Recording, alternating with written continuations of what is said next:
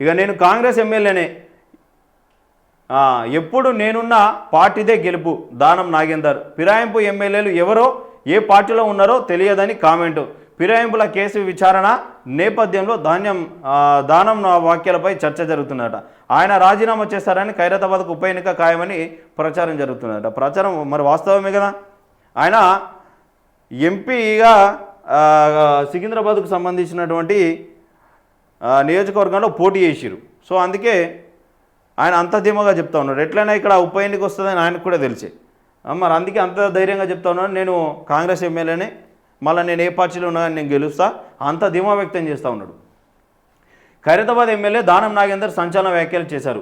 తాను కాంగ్రెస్ ఎమ్మెల్యేనేనని ఆయన స్పష్టం చేశారు. ఫిరాయింపు ఎమ్మెల్యేలు ఎవరో ఏ పార్టీలో ఉన్నారో నాకు తెలియదు, కానీ నేను మాత్రం కాంగ్రెస్ ఎమ్మెల్యేనే అని తెలిపారు. బుధవారం తన నియోజకవర్గంలో వెంకటేశ్వర కాలనీలో పలు అభివృద్ధి పనులకు శంకుస్థాపన చేసి మీడియాతో మాట్లాడారు. నేను ఏ పార్టీలో ఉంటే ఆ పార్టీ గెలుస్తుంది, అదే నా స్పెషాలిటీ.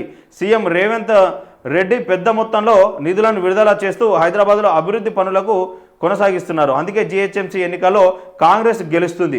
గ్రేటర్లో 300 డివిజన్లో తిరుగుతూ కాంగ్రెస్ ప్రభుత్వం అమలు చేస్తున్న అభివృద్ధి సంక్షేమ పథకాలపై ప్రచారం చేస్తాను, మజ్లిస్ను కలుపుకొని పోతామని ఆయన చెప్పారట. ఇప్పుడు అక్కడ ఉంటేనేమో అక్కడ పాట పాడిండు. కేసీఆరే మొత్తం తెలంగాణ రాష్ట్రాన్ని అభివృద్ధి చేస్తూ ఉన్నారు. తెలంగాణలో ముఖ్యంగా హైదరాబాద్ డెవలప్ కావడానికి కారణం కేసీఆరే. కేసీఆర్ వల్లనే హైదరాబాద్ అభివృద్ధి చెందుతుందని చెప్పేసి అప్పుడు చెప్పిండు.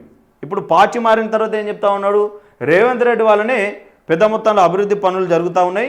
సో 300 ఇప్పుడు 150 డివిజన్లు ఏవైతే ఉన్నాయో జీహెచ్ఎంసీలో కలిసి 300కు వస్తున్నాయి కదా. సో ఈ 300 డివిజన్లను కూడా నేను తిరుగుతూ కాంగ్రెస్ ప్రభుత్వం చేస్తున్న అభివృద్ధి పనులు కానీ, కాంగ్రెస్ ప్రభుత్వం తీసుకొచ్చిన ఈ పథకాలు కానీ, ఇవన్నీ ఏవైతే ఉన్నాయో వీటన్నిటి గురించి చెప్పి ఎక్కువ మెజార్టీ గెలిపించుకుంటా అని చెప్తా ఉన్నాడు ఆయన. ఒకవేళ ఈ 2029లో మళ్ళీ బీఆర్ఎస్ వచ్చిందనుకో, మళ్ళీ బీఆర్ఎస్లోకి పోతావా? ఇక బైపోల్పై చర్చ. ఎమ్మెల్యేల ఫిరాయింపుల కేసు చివరి దశకు వచ్చిన తరుణంలో దానం నాగేందర్ చేసిన వ్యాఖ్యలు చర్చనీయాంశమయ్యాయి.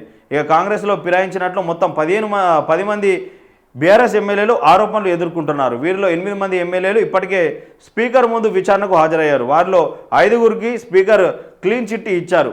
ఇక మరో 3పై కూడా త్వరలోనే తీర్పు వెల్లడించనున్నారు. ఇక 9వ ఎమ్మెల్యే కడియం శ్రీహరి కూడా స్పీకర్ నోటీసులకు వివరణ ఇస్తూ తాను బీఆర్ఎస్లోనే ఉన్నానని స్పష్టం చేశారు.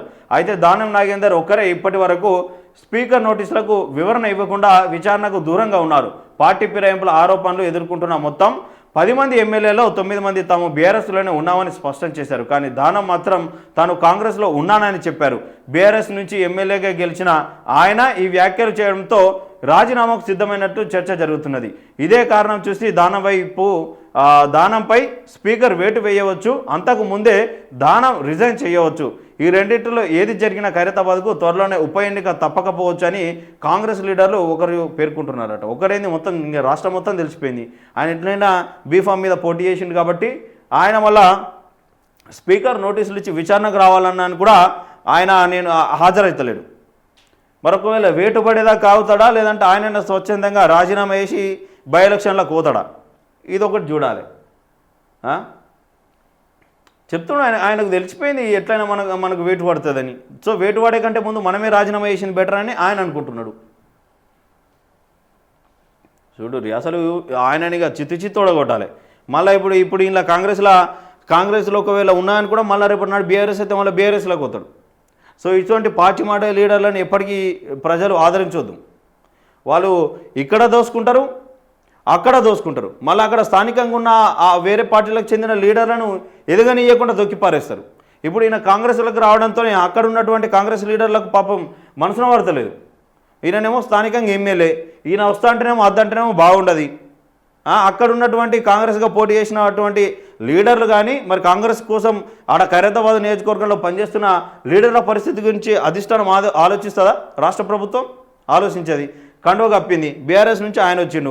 ఇప్పుడు ఆయన ఒకవేళ ఇప్పుడు పోటీ చేస్తానని కూడా మళ్ళీ కాంగ్రెస్ టికెట్ ఆయనకే ఇస్తుంది.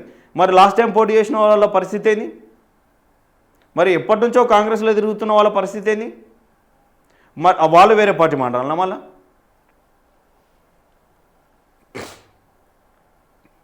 అట్లా నడుస్తున్నది. అసలు ఈ ఫిరాయింపుల చట్టం తీసుకొచ్చిందే కాంగ్రెస్, మరి వాళ్ళకే నైతికత లేదు. వాళ్ళే మళ్ళీ రారి మేము చేర్చుకుంటాం, అని చెప్పేసి వాళ్ళే చెప్తా ఉన్నారు.